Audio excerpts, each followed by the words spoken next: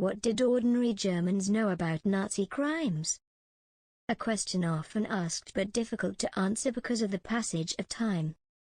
However, one good source is a diary, in this case the diary of Friedrich Kellner, a minor civil servant in the justice system in the province of Hesse. A diary written at the time as events unfurled and so was not corrupted by hindsight. His diary was not published until 2011 in German and in 2018 in English. Kellner lived with his wife in Laubach, Upper Hesse. They had an apartment that went with his job. On the 1st of September 1939, he began to write. It is like this today, that life is no longer worth living at all. Are bullied, tortured, intimidated, extremely unfree people should give their life for a tyrant. Unparalleled terror, informers everywhere. The decent German has hardly the courage to think at all, let alone say anything. Now there was a war, and this war could, and did, cost millions of lives.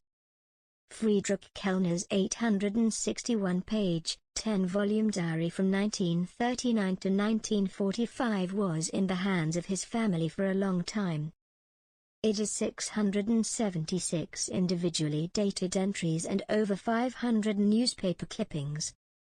The diary is written in Sütterlin. A script was taught in all German schools from 1915 to 1941. This makes the original difficult to read today. Nobody who was directly persecuted speaks here. He was a normal German citizen, a quiet but critical observer deep in the provinces. His diary asks the question, what could individuals know during the Nazi era? What did he read in the newspaper, what did he hear on the radio, without secretly listening to the enemy radio stations?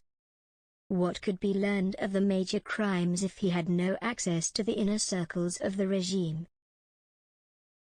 Kellner was born in 1885 in Vehingen an der Enz, near Stuttgart. His father worked as a baker, his mother as a maid. In 1889 the family moved to Mainz, where Friedrich attended school. In 1903 he began his training as a court clerk in Mainz. After 3 years of compulsory preparatory service and 1 year of military service, he found employment at a court in Mainz. When the First World War began in 1914, Kellner was called up for active duty. He took part in 8 battles in Belgium and France. During the First Battle of the Marne from the 5th to the 12th of September, he was wounded and was sent to St. Rochus Hospital in Mainz to recover. He spent the remainder of the war as a quartermaster secretary for the 13th Army Corps in Frankfurt am Main. Once the war was over, he returned to the court in Mainz, where he stayed until 1932, in the meantime promoted to judicial inspector. Since the end of the First World War he had been a member of the left-leaning SPD. A few days before Hitler came to power, the Ministry of Justice transferred him to Laubach in the Schotten district. Friedrich Kellner and his wife Pauline moved to the small town where the National Socialists had already received more than 70% of the vote in the Reichstag elections of July 1932. However, nothing was known about Kellner's commitment to the SPD, so that he survived unscathed the purges of administration and justice that quickly began after 1933. He resisted pressure to join the party until July 1935 when he became attached to the welfare branch of the party, although he never got involved in its activity. Kellner, however, did not hide his negative opinion of National Socialism. There was a request for his arrest from the local party which was denied by the NSDAP district leadership. Meanwhile, Kellner set about creating his chronicle. This was not only for his son who had been living in the USA since 1936, but also for future generations. The purpose of this diary is to capture what is happening at this moment, so that it cannot be reconstructed in the future. Air warfare is a recurring theme. On the 1st of September 1940, Kellner wrote. If the military reports are to be believed, the Luftwaffe always hits its targets, whilst the enemy only hits open fields, cemeteries and hospitals. 2 weeks later, he counters the increasingly aggressive propaganda. As soon as an official or party member falls victim to an air raid, the party official obituaries speak of British air pirates, and cowardly bombing by British night pirates. If you don't want an air raid, then you can't go to war. What is the difference between a bombing raid on London and one on German cities? So it's silly to say a word of displeasure about the attacks. By the way, who attacked the residents of Poland with airplanes? Were Hesse pilots air pirates too? Even when the bombing increased later and his own relatives in Mainz were affected, Kellner stuck to his conviction. He mocks all those who lament terrorist attacks but who previously exulted in the German airstrikes against cities in the United Kingdom. In his diary he tells of the obituaries he reads and notes the use of phrases such as death for the beloved leader, death for his dear fatherland, and the firm belief in Germany's victory and even in the struggle against Bolshevism and subhumanity. He repeatedly condemns the fact that the massively exaggerated losses of the opponents are not compared with numbers of German losses. Finally he makes do with his own calculation. In October 1941 he added up all the obituaries published in the Hamburger Friedensblatt and that came to 281. On this basis, he calculated, assuming 250 newspapers with 5 obituaries per day each, he would get at least 30,000 German soldiers killed in 1 month, and notes that the true number must be significantly higher, since there is not an obituary notice for everyone. Indeed, the number of dead for October 1941 was 42,200 plus another 2,000 missing. The regime wanted to keep its major crimes during the war a secret, especially the murder of the disabled and the extermination of European Jews. That made it easy for many Germans after 1945 to flatly deny that they knew anything about it. Research since 1990 suggests that anyone who wanted to know could know, sometimes in great detail. It is also certain that the Volksgemeinschaft understood that nothing good was happening to the Jews. Friedrich Kellner's diaries now provide impressive evidence of what one could find out.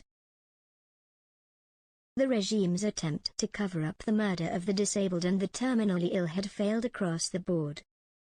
From autumn 1939, doctors and nurses in 6 murder centers spread across the entire Reich had killed at least 70,000 people in gas chambers and then cremated their corpses.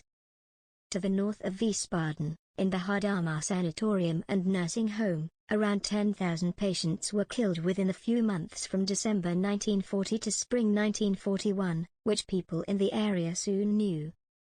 This knowledge spread beyond the region. Friedrich Kellner heard about it in June 1941 at the latest. On the 10th of June 1941, he wrote, Lately there have been increasing reports of deaths in the T-Sanatorium and nursing home in Hadamar. It appears that incurable inmates are being brought into this facility. A cremation facility is also said to have been installed. In the following weeks, he received more information, which finally convinced him at the end of July 1941 to the certainty that something monstrous was going on in Hadamar and elsewhere. The sanatoriums and nursing homes have become murder centers. As I learn, a family had their mentally ill son brought back to their house from such an institution. After a while this family received a message from the institution that their son had died and his ashes were delivered to them. The office had forgotten to cross the name of the death list. In this way the intentional killing has come to light. At the same time, immediately after the attack on the Soviet Union, the persecution of the Jews reached a new level of escalation with the mass shootings of hundreds of thousands of people. Knowledge of these murders soon became widespread. Kellner wrote on the 28th of October 1941, A soldier on leave was an eyewitness to terrible atrocities in the occupied area in Poland. He saw naked Jews, both men and women, forced to stand in front of a long, deep ditch and they were shot in the back of the head by Ukrainians on the orders of the SS and fell into the trench. The trench was then filled in. Screams often came from the trenches. Kellner does not want to absolve the broad mass of the population from its responsibility. There is no punishment that is severe enough to be applied to these Nazi beasts. Of course, the innocent must suffer in retaliation too.